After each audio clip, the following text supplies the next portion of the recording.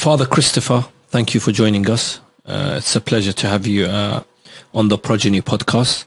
Considering you are a priest, what made you get into studying and lecturing about Islam? It started really with Fatima, Lady Fatima, because I was researching Hussein, and of course you have to then read about his mother. Yeah. And I was quite shocked that there's so much devotion to Fatima and so little written about her. She was a real person and played a fundamental role in the very start of the preaching of the Prophet. And therefore you can't just have holy books about her. You need to discover who she was. So I decided to do my doctoral thesis on her. And I produced what I hope still and think still was the first real biography of Lady Fatima. I mean, in a Western language, but based on the Arabic sources. And your second book is on? So the second book is really, in a sense, a bit of a joke, in that there was a group of us in Rome, professors.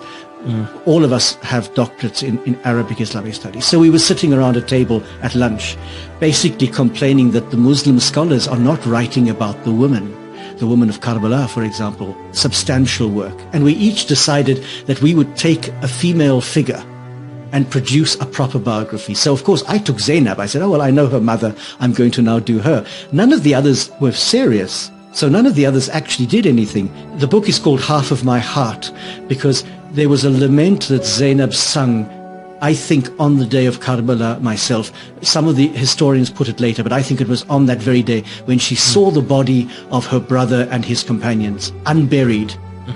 And she refers to him as half of my heart, her brother Hussein. And I thought, well, half of my heart was the Fatima book, and now this is the second half, the Zainab book. Now, I don't have any heart left, I suppose, but I'm certainly going to tackle other issues. But Zainab is an extraordinary woman, and like Hussein, transcends all religious, political barriers. She is a universal ideal. She intervenes a number of times, I think 3, on the battlefield.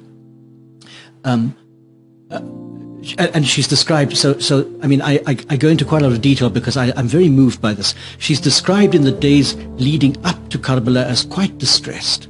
She hears the enemy army coming and she breaks down. She hears Al-Hussein making this lament about tomorrow so many will be dead, and she breaks down, saying that he's had a vision of his own grandfather saying, you are coming to us, and she breaks down. So she's quite frail and fragile on the eve of the battle. But on the day of the battle, there's a remarkable change, and even the Sunni authors record that she looked like the sun rising as she came out onto the battlefield. And 3 times she walks out of the women's tents right into the middle of the fighting, one to intervene when her nephew is killed. So Ali, the oldest of Hussein's sons, is killed. A second time she comes out to chase after this little boy at Hussein's command, and she can't catch him. He's too fast for her because he wants to fight with his uncle. And a third time she comes out to challenge the men killing Al-Hussein. And it's this famous challenge where somebody as terrible as Umar bin Sa'd turns away and weeps because he's challenged by her and he knows that he's so.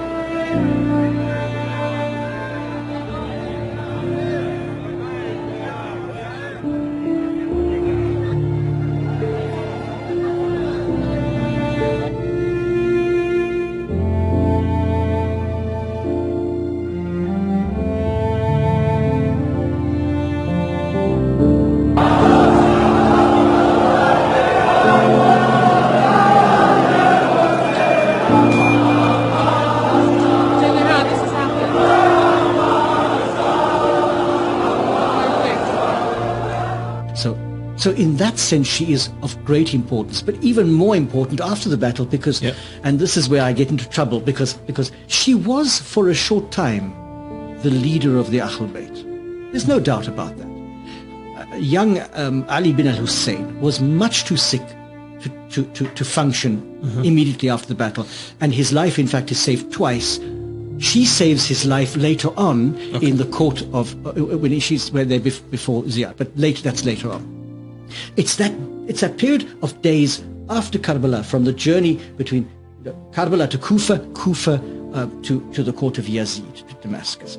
That period, however long it was, and it's difficult to know how long it was, when they were being interrogated and ill-treated, she was the pole around which everything revolved. Absolutely. And there's a particular moment where her nephew, Ali bin al-Hussein, says to her, "Be quiet now, let me speak." And that for me is the moment when he takes his place as Imam. He's Imam, but when he actually takes his place and takes over leadership of this group. But until then, it is Lady Zainab. And I always defend this by saying, she's not a woman with masculine virtues. Bravery is not a masculine virtue, it's a human virtue. So we don't want to say she was as good as a man. That's a terrible thing for me. She was an extraordinarily powerful woman who betrayed all the great virtues. By betrayed, I mean showed forth all the great virtues that are equally right in women as in men. Bravery, courage, the ability to speak with great articulation against injustice. And in a sense, she functioned as the leader of the House of Islam. Now, I mean, of the Ahlul Bayt. So I then said to some scholars, could she be said in a sense to have shared in the imama? So I got in a bit of trouble. Yeah.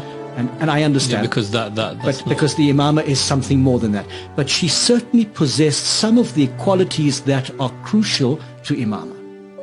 She did, without being imama, without having the legal power and the jurisprudential power of the imam. She had some of the qualities that are necessary for the imam to function. Of that I'm sure.